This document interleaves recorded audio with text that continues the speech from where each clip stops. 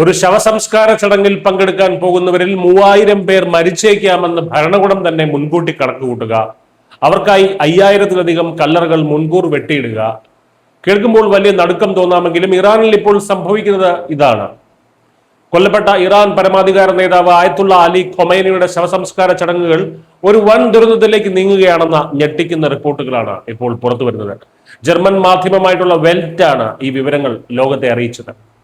ഇറാന്റെ red ക്രസന്റും national crisis മാനേജ്മെന്റും vice president Muhammad Reza ആരിഫിന് നൽകിയ രഹസ്യ റിപ്പോർട്ടിലാണ് ഈ ഭയപ്പെടുത്തുന്ന വിവരങ്ങളുള്ളത്. ജനലക്ഷങ്ങൾ പങ്കെടുക്കുന്ന ചടങ്ങിലെ കനത്ത ചൂടും തിരക്കും കാരണം 1500 മുതൽ 3000 പേർ വരെ മരിച്ചേക്കാമെന്നാണ് അധികൃതരുടെ കണക്കുകൂട്ടൽ. ഇതിനായി ടെഹ്റാനിലെ ബഹഷത്ത് ഇസഹ്റ സെമിത്തേരിയിൽ 5000-ലധികം പുതിയ കല്ലറകൾ ഭരണകൂടം ഇതിനകം തയ്യാറാക്കിയിട്ടുണ്ട്. 3000 പേർ വരെ മരിച്ചാലും അത് കുഴപ്പമില്ലെന്നാണ് ചടങ്ങിന് നേതൃത്വം നൽകുന്നവർക്ക് ലഭിച്ചിരിക്കുന്ന നിർദ്ദേശം എന്നത് ഇതിന്റെ ഭീകരത വർദ്ധിപ്പിക്കുന്നു. മരണപ്പെടുന്നവരെയും കാണാതാകുന്നവരെയും കൈകാര്യം ചെയ്യാൻ പ്രത്യേക യൂണിറ്റിനെയും സജ്ജമാക്കിയിട്ടുണ്ട്. ശനിയാഴ്ച ടെഹ്റാനിൽ ആരംഭിച്ച വിലാപയാത്ര കോം, നജാഫ്, കർബല എന്നീ നഗരങ്ങളിലൂടെ കടന്നുപോയി വ്യാഴാഴ്ച ഖൊമൈനിയുടെ ജന്മനാടായിട്ടുള്ള മഷാദിലാണ് സമാപിക്കുന്നത്. 2 കോടിയോളം ആളുകളെയാണ് ഭരണകൂടം പ്രതീക്ഷിക്കുന്നത്.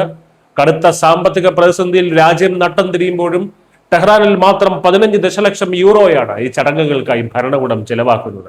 11,000 ബസ്സുകളും മെട്രോ സംവിധാനങ്ങളും രാപ്പകലില്ലാതെ സൗജന്യമായി സർവീസ് നടത്തുകയാണ്.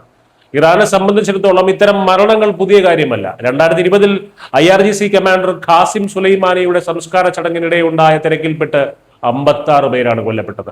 1989-ൽ റൂഹുള്ള ഖൊമേനിയുടെ സംസ്കാര ചടങ്ങിലും സമാനമായിട്ടുള്ള ദുരന്തമുണ്ടായി, 8 പേർ മരിച്ചു.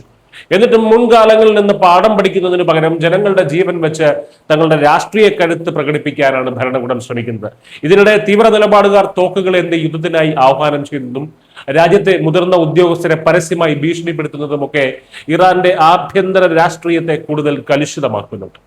ചുരുക്കത്തിൽ ലോകത്തിന് മുന്നിൽ വലിയൊരു ശക്തി പ്രകടനം നടത്താൻ സ്വന്തം പൗരന്മാരെ കുരുതി കൊടുക്കാൻ പോലും മടിയില്ലാത്ത ഒരു ഭരണകൂടത്തിന്റെ നേർചിത്രമാണ് ഇവിടെ വെളിവാകുന്നത്.